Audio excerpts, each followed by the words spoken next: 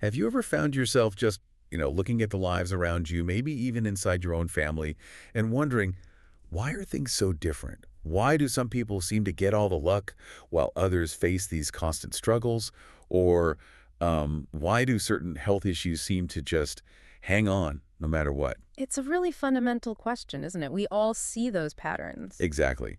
And today, we're doing a really captivating deep dive into those very questions. We're looking at a unique case study from a Dharma radio program. It's about a monk who was seeking some profound answers about his own life and the lives of his family members, A fascinating source. right?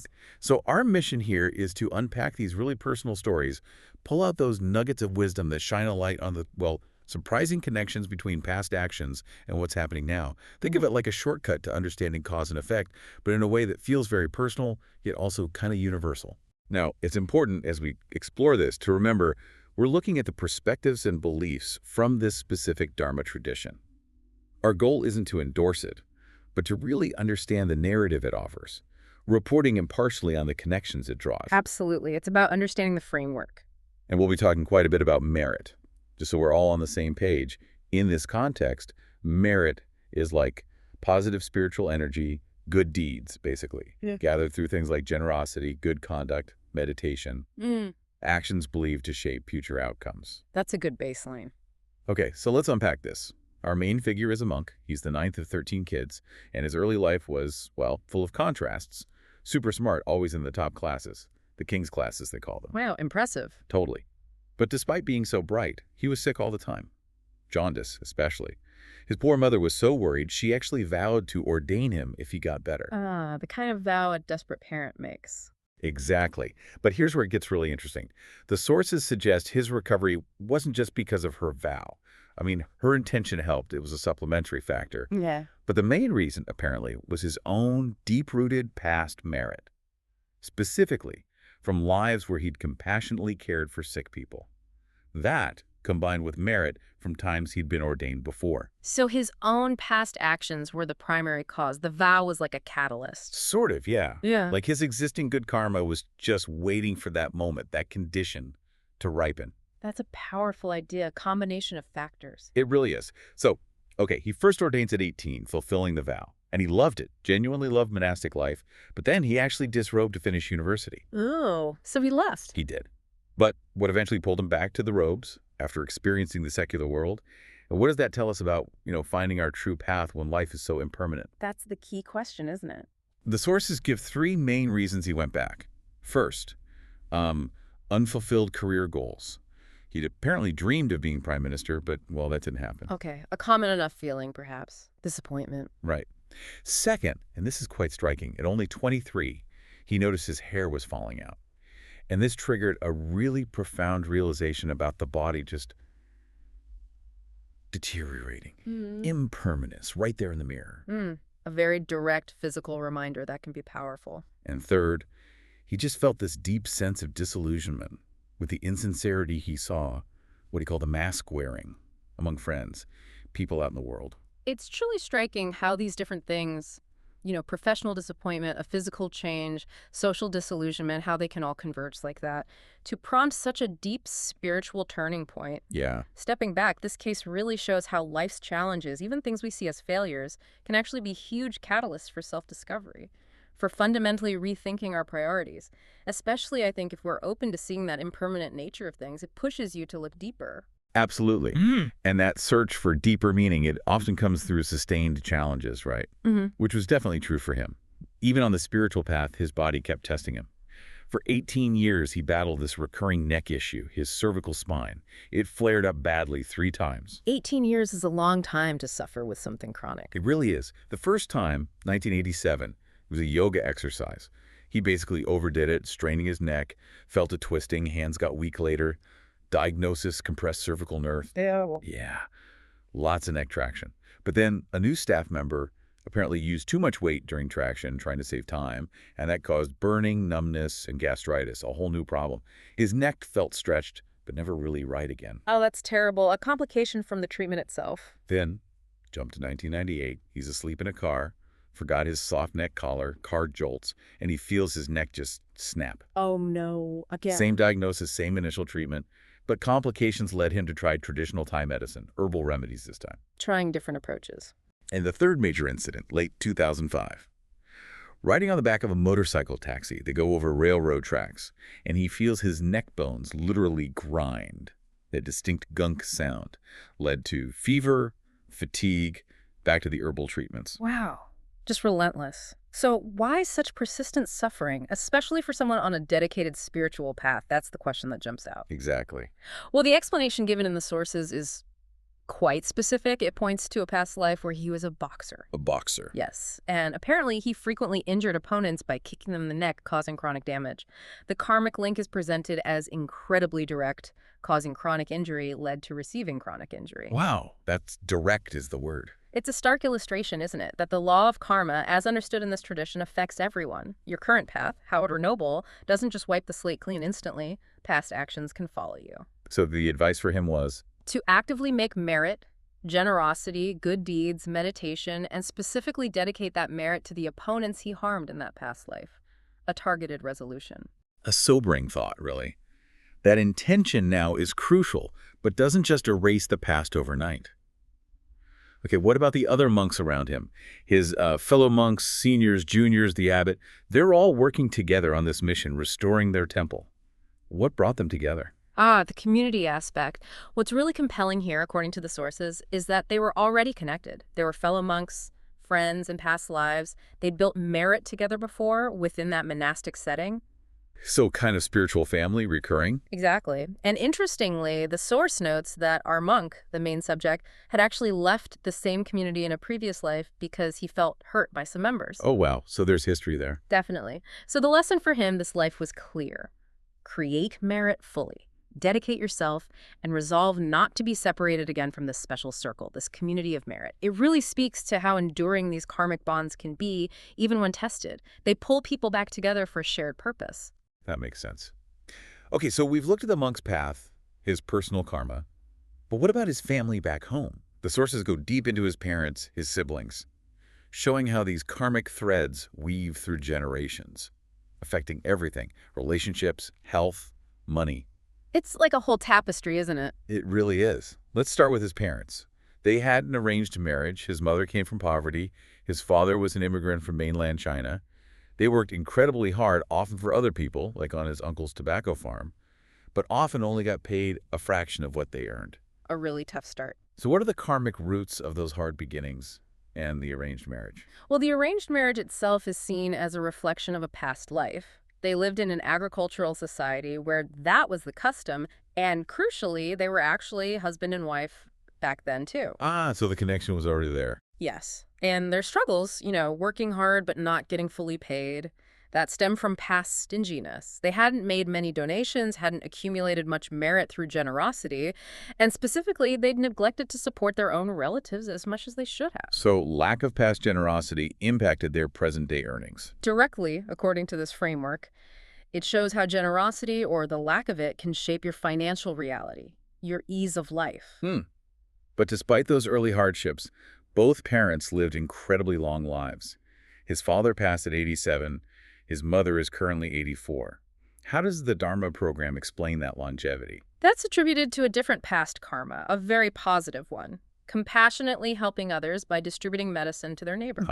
So helping preserve others' health. Directly contributed to their own long lives. It highlights a really clear principle in this view. Acts of compassion, supporting others' well-being, are like investments in your own future, not just for the recipient, but for yourself too. Okay, so after the father passed away at 87, we get this really fascinating glimpse into the afterlife, according to the source. Where did he end up, and what message did he want to send back? Right. This part is quite detailed. He became what's called a Bhumadeva, a general-level earth deity, residing in a sort of village. This was because, while he was generally a good person, he hadn't accumulated a lot of specific special merit to go higher. Okay, a kind of mid-level celestial being. Something like that, an earthbound deity. Receiving the merit that his son, the monk, dedicated to him was crucial. It helped close off the possibility of him falling into lower realms. That's significant. Hugely. And the key message he conveyed was this. He now knows with certainty that life after death is sustained only by merit. Merit provides everything divine: food, clothes, everything. It even affects appearance. Appearance. How so? Less merit means you appear roughly the age you died, but with more merit, you can actually appear younger, more vibrant. So his urgent wish for his children was make lots and lots of merit. It's the only thing that counts, the only currency in the afterlife. Wow. That's a powerful message from beyond. Merit is currency. Okay, and his mother, still living at 84 but suffering from chronic stomach pain, diagnosed as gastritis. What's the karmic story there? Her stomach pain is linked back to the karma of killing small animals for food, both in past lives and possibly in this current one. Causing harm to life force. Yes, manifesting as chronic pain in her own body. It's seen as a direct reflection. The solution proposed involves getting medical help. Of course, she's elderly. Right. But also diligently building up good karma now, through all the ways: generosity, ethical living, meditation, trying to counterbalance that past karma. Okay, let's shift to the siblings now. The monk was one of 13, remember? And their stories really show the sheer range of karmic outcomes, playing out so differently for each child. The diversity within one family can be really striking. Totally. His third sister, for instance, devoted her life to caring for their parents. Still does. What's the karmic significance of that kind of devotion? Well, firstly, her being such a devoted child is seen as a result of the parents' own merit from a past life where they cared for their parents. So they receive that blessing back. So their past good deed brought them a good daughter. Exactly. And for the sister herself, this act of care is generating new merit. This merit will ensure that she, in the future, will also be cared for by her own good children and grandchildren. It's seen as a path to future prosperity and support, even when life throws challenges her way. That's a beautiful cycle of care. Yeah. Okay, now a sadder story. His second brother, he was a simple carpenter, died at 55 from a brain virus. What led to that, karmically speaking? And what happened after he died? The brain virus is linked to past karma from raising animals for sale, but doing so under poor conditions, like keeping them in unsheltered pens where they got sick, and then selling their meat, which might have caused illness or even death to those who ate it. So causing illness through negligence or exploitation. Resulted in severe illness for him. It emphasizes how actions affecting others' health, even indirectly, can rebound. After death, the source says he wandered for a while, sort of a restless spirit, before eventually being reborn as a human again, but apparently for a very short lifespan, reflecting the fragile life he caused in others. Gosh, okay, even more tragically, his fifth brother died when he was only 3 years old. From an infected wound, described as a giant wound. What's the deep karmic root for such an early, painful death? This one is particularly stark. In a past agricultural life, he apparently frequently killed baby animals for food. Okay. And he also hunted using poisoned arrows. So the killing of young animals resulted in his own very early death. And the use of poison contributed to the specific type of illness, severe, infected, like a poison working in his system. That's incredibly specific. Yeah. The type of killing matching the type of death. The connections drawn in the source material are often that precise. It suggests that actions which cut short the lives of the vulnerable or use harmful methods like poison echo directly in one's own lifespan and the nature of suffering. Right. Okay, and then there's the 11th sister. This one really makes you think. She got a bachelor's degree in political science, highly educated. Yet she struggled financially her whole life. Multiple failed businesses. Now she sells fruit at gas stations, doesn't even own her own home. This hits a core question for so many people, right? How can someone be well-educated but still face such constant financial hardship? We often assume education guarantees some level of success. How does this case study just flip that assumption using karma? It really does challenge that assumption head-on. That's the central insight here. Her education itself comes from past merit gained from supporting education in the past, maybe sponsoring students or donating to schools. Okay, so the education is a result of past good deeds. Yes. But her financial struggles, the lack of a home despite working hard, that stems from past stinginess. She didn't make enough donations, didn't build up sufficient merit specifically related to generosity and material well-being. So different types of merit for different results. Exactly. This case powerfully shows that worldly success, especially financial success, isn't just about academic achievement or effort. It's significantly influenced by one's accumulated merit from generosity. Academic merit brings learning, knowledge.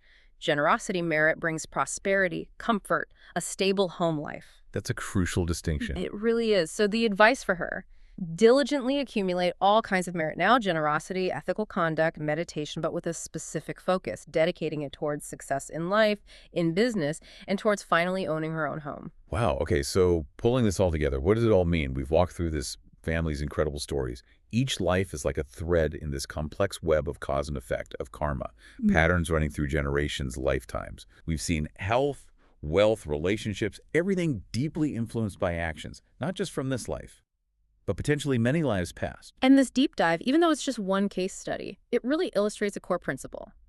Every outcome, good or bad, health, wealth, relationships, it has a root cause, Yeah. often stretching back lifetimes.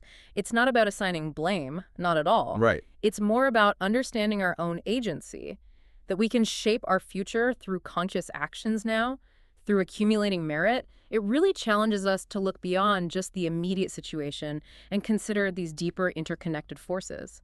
And understanding this law, this principle, is presented as crucial for everyone, no matter your background or beliefs. Yeah, I think the most powerful takeaway for me is that universal nature of karma is presented here. Yeah. It's not some kind of divine judgment or test. No, more like a natural law. Exactly, like gravity.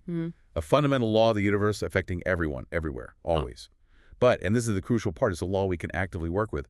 We always have the power right now to create positive causes, positive karma. That's the empowering aspect, agency. Absolutely.